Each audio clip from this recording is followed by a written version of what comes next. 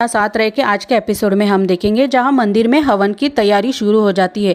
पंडित जी सक्षम की माता पिता की कुंडली मांगते हैं। तभी आशी मीनल और केशव की कुंडली पंडित जी को देती है। पंडित जी जैसे ही कुंडली पर मीनल और केशव का नाम सुनते हैं सभी हैरान हो जाते हैं। सभी आशी की तरफ देखने लगते हैं। आशी कहती है मुझे लगा सक्षम की माता पिता की कुंडली देनी चाहिए थी इसीलिए। तभी मामी जी बात को संभालती है और कहती है आशी से बहुत बड़ी गलती हो गई। सक्षम जन्म के हिसाब से तो मीनल बहन ही सक्षम की माँ हुई ना, इसीलिए आशी से ये गलती हो गई है। मामी जी मिथिला जैसे कहती है भले ही आपने उनका लालन पालन किया होगा लेकिन कुंडली तो जन्म देने वाले माता पिता की ही होनी चाहिए ना। मिथिला बहन मीनल से कहती है कि तुम आकर यहाँ पर बैठ जाओ। तभी सक्षम कहता है नहीं माँ, पूजा में तो आप ही मेरे साथ बैठेगी। कुंडली की ही बात है ना तो मैं घर जाकर कुंडली ले आता हूँ। तभी मामी जी कहती है मुहूर्त का समय तो निकला जा रहा है, तुम कब घर जाओगे और कब कुंडली लाओगे। तभी बा कहती है गोपिका घर में ही है, तो गोपिका से कहकर कुंडली मंगवा लेते हैं। बा गोपिका को फ़ोन करती है और गोपिका को आशी के रूम में से मिथिला जी की कुंडली ले आने के लिए कहती है। गोपिका आशी के कमरे में जाती है और कुंडली ढूंढती है। गोपिका को कुंडली आशी के बेड के नीचे मिलती है। वही कमरे में आशी के कमरे में कुछ कांच के टुकड़े पड़े होते हैं जो गोपिका के पैरों में लग जाते हैं और बहुत सा खून बहता है। गोपिका अपने रुमाल से उस खून को रोकती है और अपने पैरों पर रुमाल बांध देती है। तभी सक्षम को गोपिका का फ़ोन आता है। वो कहता है आप हमारे हवन में आ रही है ना, अगर आप आई तो हमारे परिवार वालों को बहुत अच्छा लगेगा। लेकिन गोपिका के पैरों में बहुत दर्द होता है, वो सक्षम से ठीक से बात नहीं कर पाती और घायल पैरों से मंदिर में जाने के लिए चली जाती है। वही ऑटो से जा रही होती है। मंदिर के जाने वाले रास्ते में एक्सीडेंट हुआ होता है। ट्रैफिक बहुत ही जाम होती है। पुलिस वाले सभी गाड़ी को रोकते हैं। तभी गोपिका कहती है कि मुझे मंदिर जाना बहुत आवश्यक है। तभी गोपिका कहती है कि मैं पैदल ही चली जाऊंगी। पुलिस वाले उसे पैदल जाने की अनुमति देती है। वही मिथिला गोपिका को ढूंढने के लिए मंदिर के बाहर आती है। तभी गोपिका को एक कार टक्कर देती है और गोपिका नीचे गिर पड़ती है। मिथिला जी की नज़र उस पर नहीं पड़ती। जैसे ही गोपिका उठती है वो देखती है कि तेजल भागे भागे कहीं जा रही है। गोपिका भी उसके पीछे जाती है।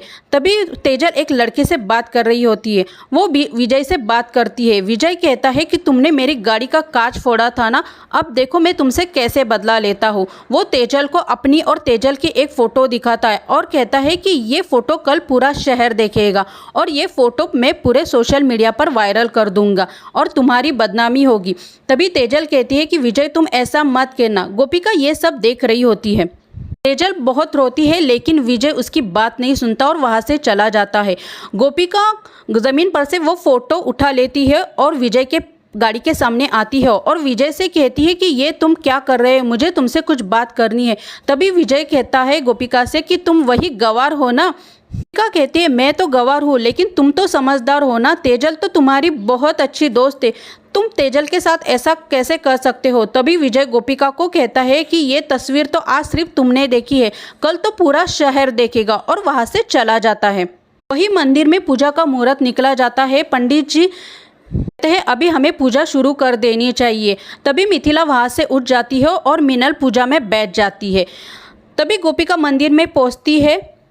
मिथिला जी की नज़र गोपिका पर पड़ती है और वो इशारे से गोपिका को वहीं पर रुकने के लिए कहती है। बा और सक्षम भी गोपिका को देख लेते हैं लेकिन वो नहीं कर पाते। वही मोदी हाउस में पूजा के बाद सक्षम ने प्रेस कॉन्फ्रेंस रखा हुआ होता है और प्रेस वाले सक्षम का इंटरव्यू ले रहे होते हैं। वही तेजल कमरे में बैठे बहुत रोती है। गोपिका वहाँ पर आती है और तेजल से कहती है तेजल बहन आप मत रोइए और गोपिका तेजल को फ़ोटो दिखाती है। तेजल कहती है तुम मेरी जासूसी कर रही हो। तभी गोपिका कहती है ये फ़ोटो मैंने अभी तक किसी को नहीं दिखाई लेकिन आपको ये बात पूरे परिवार वालों को बता देनी चाहिए। आपको डरने की कोई ज़रूरत नहीं, हम सब आपके साथ हैं। तभी तेजल कहती है इस घर में सबसे डरपोक तो तुम ही हो, तुम्हें मेरे मामले में पड़ने की कोई ज़रूरत नहीं है, तुम तो अब इस परिवार का हिस्सा भी नहीं हो। तेजल गोपिका का हाथ पकड़ती है और कमरे से बाहर निकाल देती है। गोपिका सोचती है ये बात मुझे माँ जी और सक्षम जी को बता देनी चाहिए। गोपिका नीचे सक्षम को ये बात बताने जाती है, तभी वहाँ पे प्रेस कॉन्फ्रेंस चल रही होती है। गोपिका सोचती है मैं सक्षम को ये बात कैसे बताऊँ। तभी मिथिला जी वहाँ पे आती है और गोपिका को रोकती है और कहती है तुम हमेशा क्यों गड़बड़ करती हो। आज मेरे सक्षम दिकड़ा के लिए बहुत बड़ा दिन है और मैं नहीं चाहती कि आज कोई गड़बड़ हो। आज की बात देख लो, आज मैंने क्षण भर के लिए तुम पर विश्वास किया। मुझे लगा कि तुम कुंडली सही समय पर लेके आओगी। मेरे सक्षम दिकड़ा की बहुत इच्छा थी कि मैं उसके साथ हवन में बैठूं, लेकिन तुमने मेरा विश्वास तोड़ दिया। अभी गोपिका मिथिला से कहती है मैं मंदिर आई थी, लेकिन उस लड़के ने, लेकिन मिथिला उसकी कोई बात नहीं सुन और कहती है तुमने आज भी मुझे निराश कर दिया, इसीलिए तुम यहाँ से चली जाओ। गोपिका बहुत ही परेशान होती है। आज का एपिसोड यही तक में हमें दिखाया जाएगा, जहाँ सक्षम प्रेस कॉन्फ्रेंस की माध्यम से राधिका को संदेश पहुंचाता है। वो कहता है कि राधिका बहुत ही अच्छी डिज़ाइनर हो और मैं चाहता हूँ कि वो हमारी कंपनी ज्वाइन करे। वो राधिका से कहता है कि तुम्हें जब भी ज़रूरत हो तुम मुझे फ़ोन कर लेना। गोपिका सोचती है कि मैं तो ये काम नहीं कर सकती, लेकिन राधिका तो ये काम कर सकती है। गोपिका सक्षम को फ़ोन करती है।